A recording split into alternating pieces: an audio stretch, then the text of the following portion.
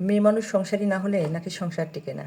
আসুন দেখা যাক ভিডিওটিতে মেয়ে মানুষ আসলে সংসারী কিনা। তো দেখা যাক। আসসালামু আলাইকুম। আমার আসলে সবজি বাগান, আমি যতই ব্যস্ত থাকি না কেন আমি সবজি চাষ করতে ভুলি না, আর আমার এসব করতে খুবই ভালো লাগে। আমি যখন বিদ্যালয় থেকে আসার পর আমি ছুটে আসি আমার এই গাছগাছালিগুলো কোথায় কি হয়েছে, কোনো সমস্যা আছে কি না এসব দেখার জন্য, এসব পরিচর্যা করার জন্য। আমি আসলে মানে এসব আমার খুবই ভালো লাগে। হাঁস মুরগি বলেন, গরু ছাগল বলেন, বা এরকমের যে সবজি চাষ বলেন। দেখেন আমার এই জাংলাতে দেখেন আমার শশা গাছ হয়েছে।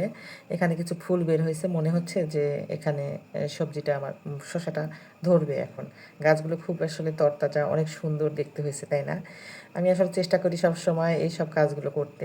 অনেকেই বলে, এখন আপনারা একটু আমাকে বলবেন, আমি গাছগাছালি তো দেখাইলাম, তো এখন আপনারা বলবেন যে আসলে কি সত্যি মেয়ে মানুষ সংসারী না হইলে সংসারে উন্নতি হয় না?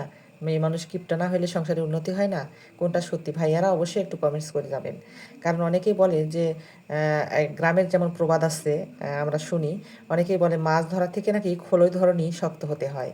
তো এখন আপনারা একটু আমাকে সাপোর্ট করে যাবেন এবং কমেন্টস করবেন যে আসলেই কি সত্যি মাছ যে জেলে, তার থেকে কি যে খোলই, মানে মাছ রাখার যে পাত্রটা আছে সেটা শক্ত করে ধরে থাকবে, সেই নাকি সংসারী? তো অবশ্যই এটা আমাকে কমেন্টস করে জানাবেন। আর আমার মেয়ে আপনাদেরকে একটু হাই দিচ্ছে যে কে কেমন আছেন, কী সমাচার।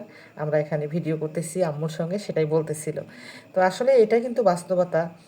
সংসার আসলে দুজনেই করতে হয়, তবে দুইজনকেই হিসেবি হতে হবে, এটাই বাস্তব। আর দুইজন যদি হিসেবি না হন, তাহলে সংসারে আপনার অভাব-অনটন থেকেই যাবে। কখনো সেই সংসারে উন্নতি হবে না, দুইজনের ভিতরে ঝগড়াঝাঁটি অশান্তি হবে সব সময়। তো আমিও এরকম মনে করি এবং চেষ্টা করি সব সময় নিজের হচ্ছে বাসায় সব কিছু তৈরি করার। যদিও জব করি, তারপরে সবসময় হিসাব করেই চলতে হয়, বুঝতেই পারতেছেন যে হিসেব না করলে আসলে কোনো কিছুতেই সম্ভব না, কোনো কিছু করাই আসলে সম্ভব না। তা আমরা আসলে চেষ্টা করি, এবং আমার যেহেতু আশেপাশে এরকম অনেক জায়গা পড়ে আছে, সেই জায়গাগুলোতেই আমরা চাষাবাদ করি। চেষ্টা করি পরিশ্রম করার, এবং সবসময় আমি মনে করি যে এই সমস্ত পরিশ্রমগুলো করলে শরীর স্বাস্থ্যও ভালো থাকে, নিজের মনটাও ভালো থাকে। সেই জন্য চেষ্টা করি কাজকর্মগুলো করার। তো আসলে আপনারা যারা এখনও আপুরা আসলে আছেন ভাইয়াদের উপর ডিপেন্ড করে, যে তারা মনে করতেছেন ভাইয়ারা ইনকাম করবে আর আপনারা বসে বসে খাবেন, আসলে এই ধরনের কাজগুলো করবেন না।